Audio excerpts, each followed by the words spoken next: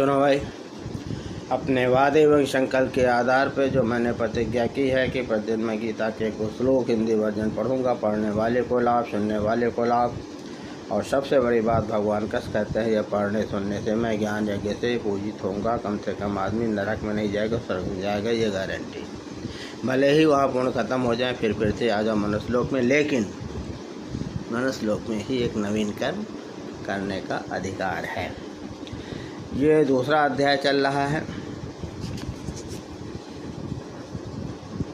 भगवान कृष्ण अर्जुन को समझाते हुए कह रहे हैं, हे धनंजय, तू आसक्ति को त्याग कर, यानी लगाओ, सब काम करो लेकिन चिपके न रहो चींटा की तरह।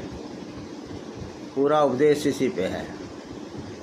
किसी से राग करो तो लटके न रहो, 24 घंटा चिंतन वही, मरते समय तक फिर वही में मृत्यु हो जाएगी, फिर वही बन जाएगा। इसलिए बार बार वो कहते हैं, धनंजय तू आसक्ति को त्याग कर तथा सिद्ध और असिद्ध में समान बुद्धि वाला होकर योग में स्थित हुआ कर्तव्य कर्मों को कर। समत्व ही योग कहलाता है।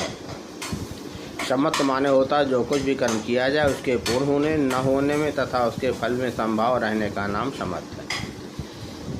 सिद्धि हो जाए तो उतावलापना न हो, असिद्धि हो जाए तो निराशापना न हो। मतलब एक स्थिर रहने के लिए बार बार वो कह रहे हैं कि लगाव न हो, अपना कर्तव्य करते जाओ, अपना चलते बनो, स्वच्छंद एकदम।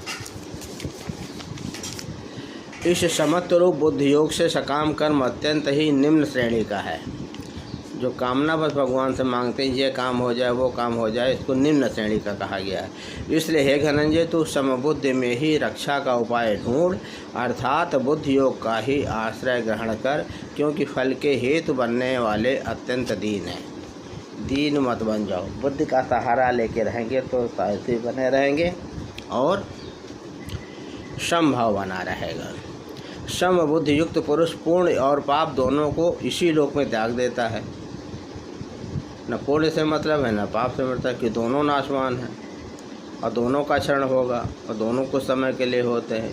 इसलिए इन सबके चक्कर में नहीं पड़ता, अर्थात उनसे मुक्त हो जाता है।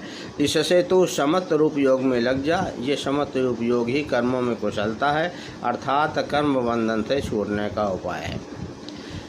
कर्म बंधन जन्म जन्मांतर तक चलता रहता है, कई जन्मों तक चलता रहता है, क्योंकि अगर बाकी बच गया तो उसको अगले शरीर में भोगना पड़ेगा।